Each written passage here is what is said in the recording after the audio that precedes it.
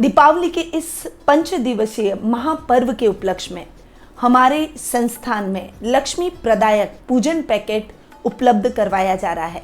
आज ही इसे बुक करवाएं। जय माँ लक्ष्मी। मैं निधि शिमाली आपके अपने इस YouTube चैनल में आप सभी का स्वागत करती हूँ। आज मैं आपके सामने तुला राशि वालों का अक्टूबर माह का मासिक राशिफल लेकर उपस्थित हुई हूँ और ये माह व्रत और त्योहारों का माह है। बहुत ही विशेष है क्योंकि इस माह में हमारे हिंदू धर्म का सबसे प्रमुख पर्व 5 दिवसीय महापर्व आ रहा है। हाँ जी, दीपावली का महापर्व इस माह को बना रहा है और भी विशेष।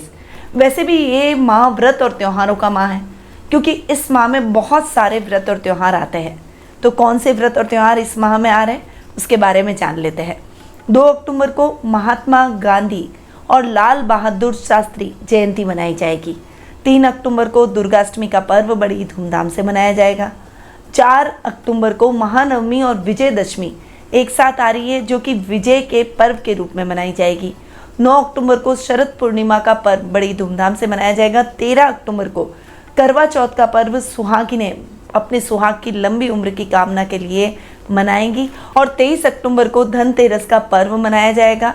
धन त्रयोदशी से हमारे इस 5 दिवसीय महापर्व की शुरुआत हो जाएगी। 24 अक्टूबर को नरक चतुर्दशी और दीपावली एक साथ मनाई जाएगी। 25 अक्टूबर को कार्तिक अमावस्या और आंशिक सूर्य ग्रहण आ रहा है। वहीं 26 अक्टूबर को भाई दूज और गोवर्धन पूजा की जाएगी। 29 अक्टूबर को लाभ पंचमी का पर्व बहुत ही धूमधाम से मनाया जाएगा। तो ये कुछ विशेष व्रत और त्यौहार हैं जो कि इस माह को बना रहे हैं विशेष। अब जान लेते हैं इस माह की ग्रह गोचर की स्थिति के बारे में। सबसे पहले बात करते हैं सूर्य ग्रह की, जो कि वर्तमान में अपनी शत्रु राशि कन्या में विराजमान है और 17 अक्टूबर को वे अपनी नीच की राशि तुला में प्रवेश कर जाएंगे। बुध ग्रह की अगर बात करें तो वर्तमान में अपनी उच्च की राशि कन्या में विराजमान है और 26 अक्टूबर को वे अपनी सम राशि तुला में प्रवेश करेंगे। वहीं मंगल ग्रह की अगर बात करें तो वे वर्तमान में अपनी मित्र राशि वृषभ में विराजमान है और 16 अक्टूबर को वे अपनी अति शत्रु राशि मिथुन में प्रवेश कर जाएंगे। गुरु ग्रह इस पूरे माह अपनी ही राशि मीन में स्वग्रही होकर विराजमान रहेंगे। शुक्र वर्तमान में अपनी नीच की राशि कन्या में विराजमान है और 18 अक्टूबर को आपकी राशि तुला में स्वग्रही होकर विराजमान हो जाएंगे। शनि इस पूरे माह वक्री अवस्था में अपनी ही राशि मकर में विराजमान रहेंगे। राहु अपनी सम राशि मेष में और केतु अपनी सम राशि तुला में इस पूरे माह विराजमान रहने वाले हैं। तो ये है इस माह की ग्रह गोचर की स्थिति का हाल।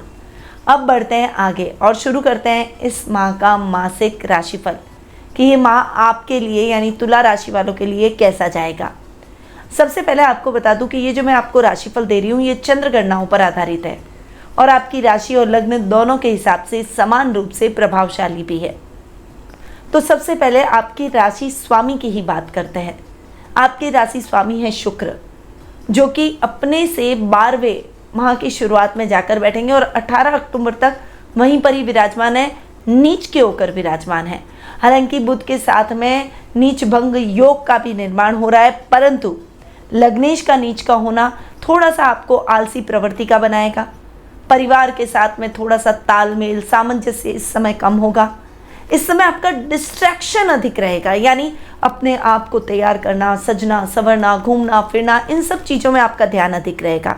कर्तव्य से थोड़ा सा विमुख नजर आएंगे, परंतु इस समय आपको बहुत ज़्यादा सतर्क रहना है। कर्तव्य के प्रति आपको एक जागरूकता होनी चाहिए क्योंकि समय निकल गया तो आप इस समय के निकल जाने के बाद में नुकसान की स्थितियां ही अपने जीवन में प्राप्त करेंगे। इसीलिए आपको कर्तव्य परायण बनना ही पड़ेगा। थोड़ा सा अपने आलस्य को त्यागें, विपरीत लिंग के प्रति जो आकर्षण है उसको कम करें। सजना संवरना, घूमना फिरना ये सब चलता रहेगा, परंतु अपने कर्तव्य के साथ इन चीज़ों को एंजॉय करें। इस समय सामाजिक मान सम्मान में कमी आ सकती है। रिश्तों में भी थोड़ा सा मतभेद आपको देखने को मिलेगा, थोड़ी दूरी नजर आएगी।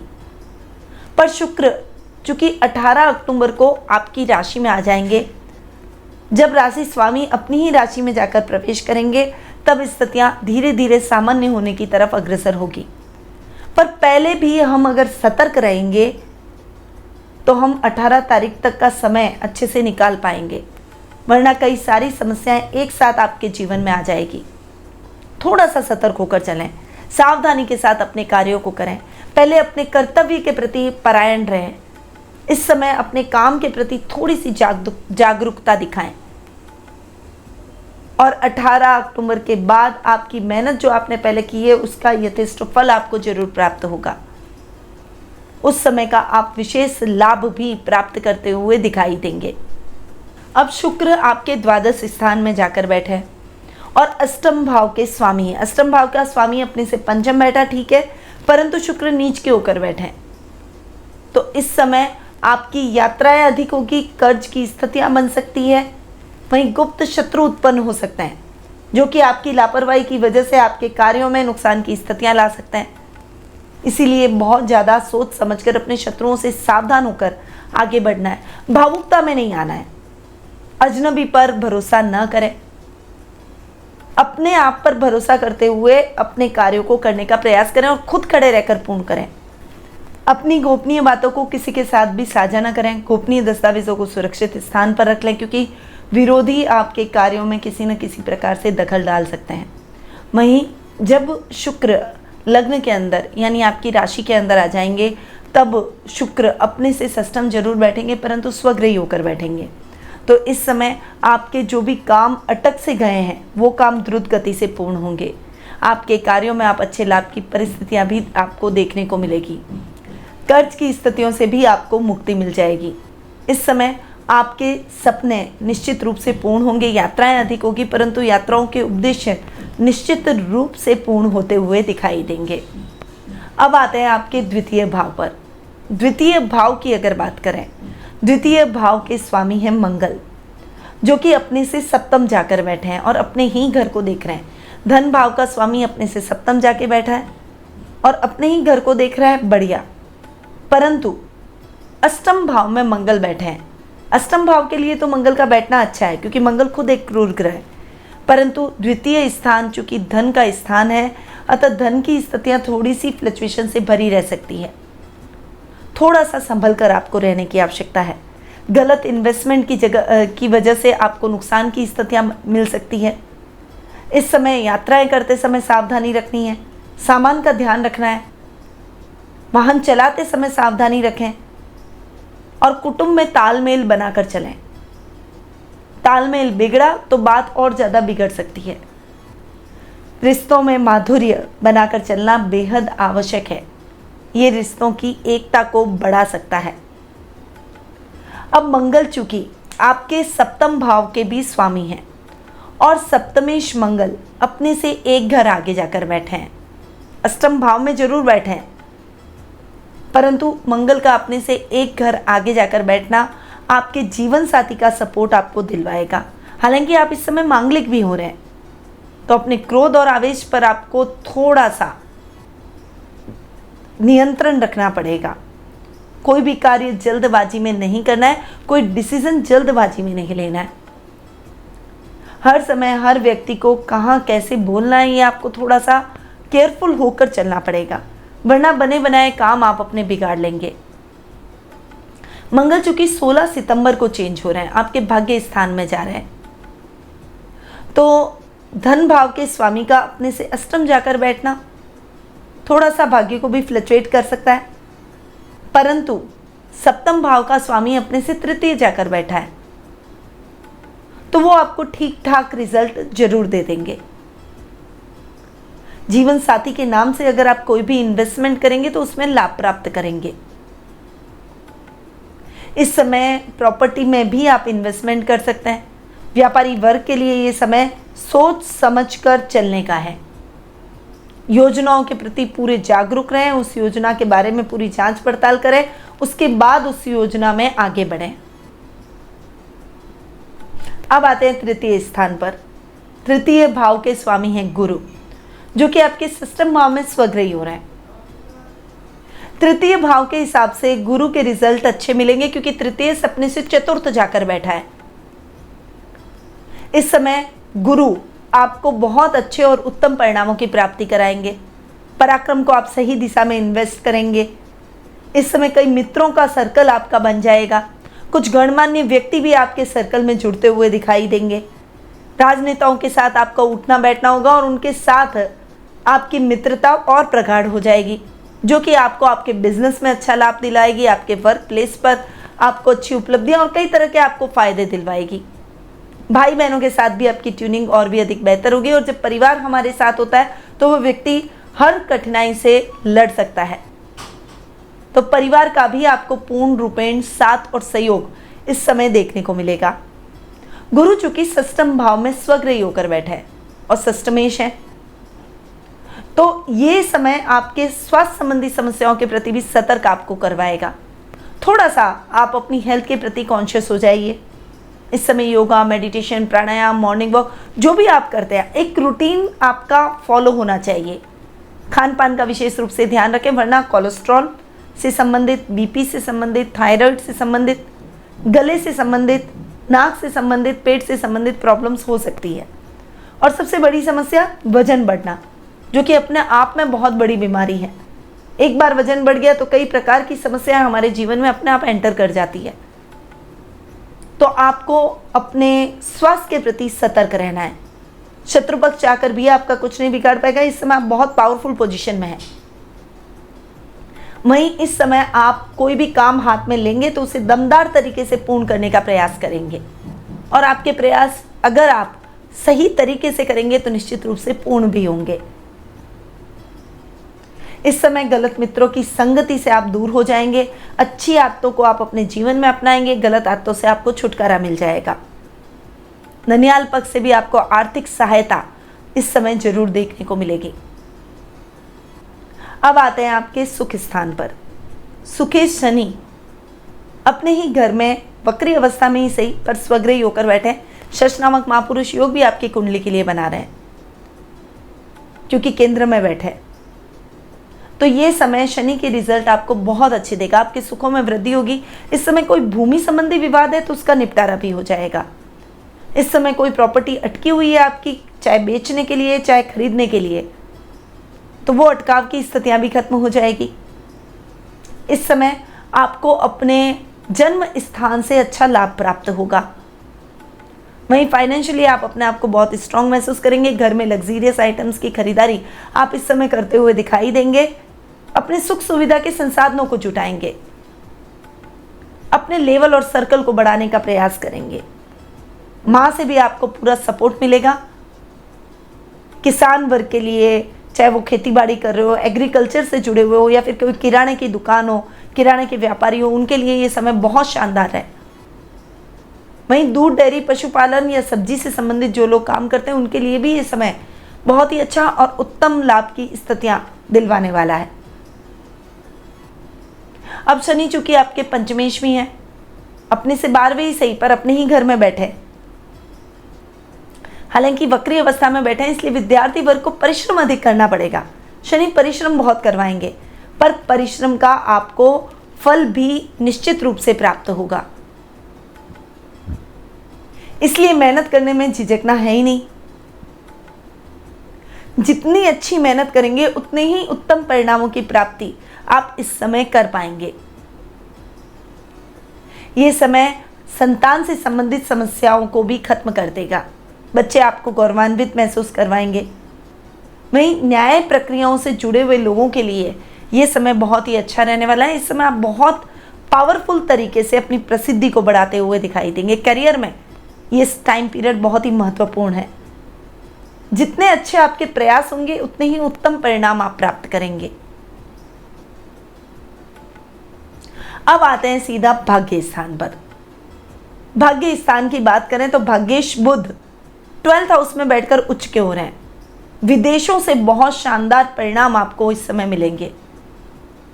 विदेशों से लाभ की स्थितियां आपको उत्तरोत्तर देखने को मिलेगी। बुध अपने से चतुर्थ जाकर बैठे हैं, तो यह समय आपके लिए वैसे भी बहुत अच्छा है। भाग्येश का अपने से चतुर्थ जाकर बैठना और उच्च का होकर बैठना आपके भाग्य में वृद्धि करेगा। जो भी इन्वेस्टमेंट आप इस समय करना चाहते हैं, सोच समझकर निवेश कर डालिए।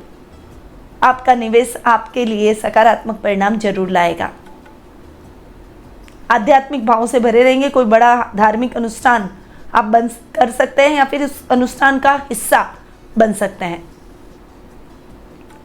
इस समय विदेशों में जाकर पढ़ाई करने का सपना स्टूडेंट्स का पूरा होता हुआ दिखाई देगा।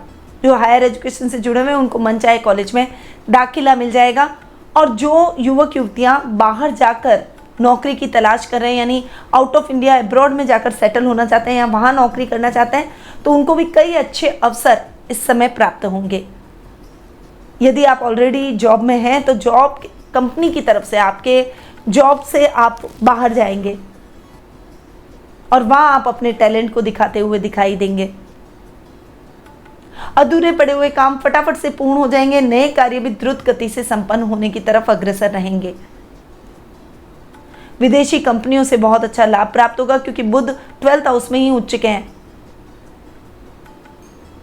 तो व्यापारी वर्ग अगर अपना निवेश बढ़ाते हुए, अपने व्यापार को बढ़ाते हुए इंडिया से बाहर ले जाना चाहता है, अब्रॉड में अपने व्यापार को फैलाना चाहते हैं, तो उनके लिए ये समय बहुत ही उपयुक्त है। आपकी योजनाएं चल निकलेगी और योजनाओं का अच्छा लाभ भी आप प्राप्त करेंगे। अब आते हैं 10th हाउस पर, यानी कर्म भाव पर। कर्म भाव के स्वामी है चंद्रमा, जो कि थोड़ा सा हमें फ्लक्चुएट करता है, हमारे मन को चंचल करते हैं। तो थोड़ा कभी कभी काम में उतार चढ़ाव की स्थितियां रहेगी, पर कंसंट्रेशन को अगर बनाए रखा, क्योंकि लग्नेश भी थोड़ा सा डिस्टर्ब है, तो कंसंट्रेशन को हमें बनाए रखना है, तो निश्चित रूप से आप अपने परिणामों को अपने लिए सकारात्मक पाएंगे। विद्यार्थी वर्ग को इस समय अधिक परिश्रम की आवश्यकता है। रिजल्ट को आना है तो वो आपके मनानुकूल तो नहीं रहेगा, परंतु निराशाजनक भी नहीं रहेगा। और एक्सेप्टेशन आपको नहीं रखनी चाहिए। अपनी एबिलिटी के अनुसार आपको फल जरूर प्राप्त हो जाएगा। और अगर आपको लगता है कि कम है तो मेहनत को बढ़ाइए, अपने प्रयासों को बढ़ाइए।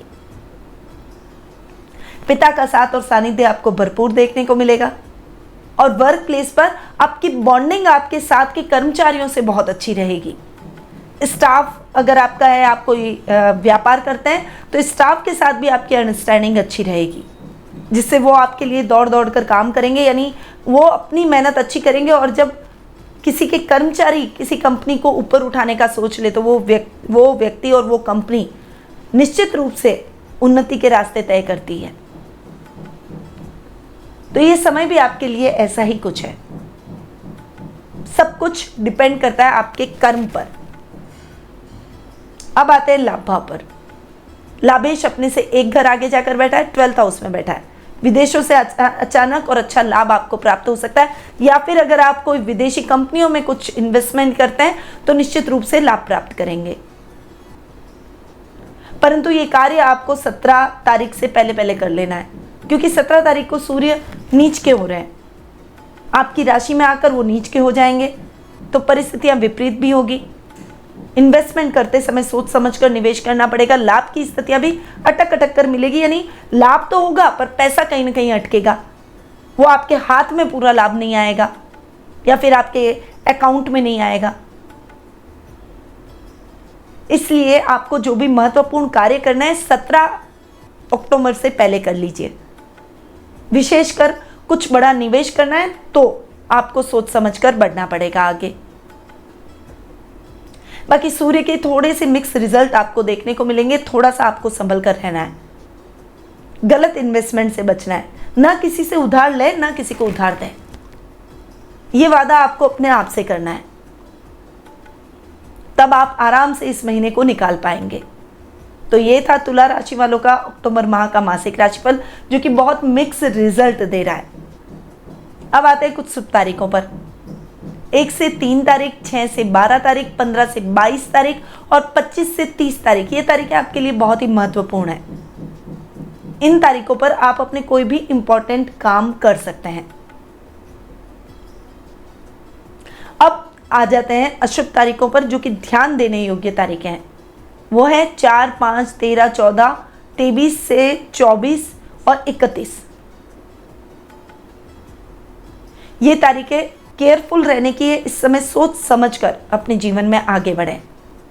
तो आपके लिए वाइट, क्रीम, सिल्वर, ये 3 कलर बहुत ही शुभ रहेंगे। इस समय इन रंगों का उपयोग अधिक करें। अब आ जाते हैं उपायों पर। देवी दुर्गा की आराधना आपको जरूर करनी चाहिए। अपने हाथों में तांबे का कड़ा जरूर धारण करें। 9 वर्ष से कम उम्र की कन्याओं को भोजन कराएं और उनका आशीर्वाद लें।